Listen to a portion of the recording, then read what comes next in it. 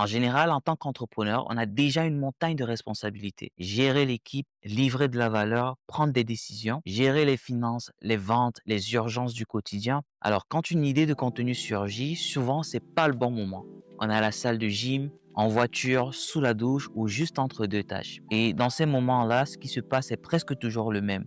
On se dit, je vais la noter quelque part. Dans un carnet, un autre iPhone, un message WhatsApp qu'on s'envoie à soi-même. Parfois même, on se dit, je m'en souviendrai.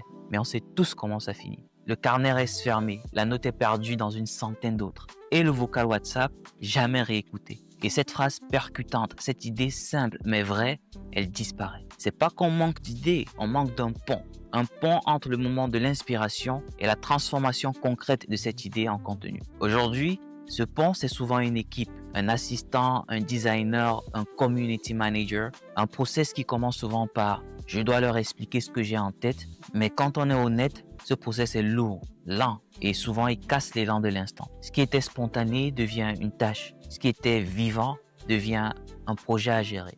À la fin, on ne poste rien, pas parce qu'on n'a rien à dire, mais parce que le chemin entre ce qu'on pense et ce qu'on partage est trop long. Et c'est exactement pour ça que le vocal a tout changé. Parce que dans la vraie vie, les idées ne tombent pas quand tu es devant ton ordinateur. En fait, lorsque tu es devant ton ordinateur, tu as très souvent l'impression d'être à court d'idées. Elles arrivent quand tu vis, quand tu es sous la douche, quand tu es au volant, quand tu es en train d'écouter un podcast ou à la salle entre deux séries. Et dans ces moments-là, écrire, ce n'est pas une option. Tu ne vas pas sortir ton carnet au milieu du trafic. Tu ne vas pas taper une note avec les mains mouillées. Mais parler, tu peux.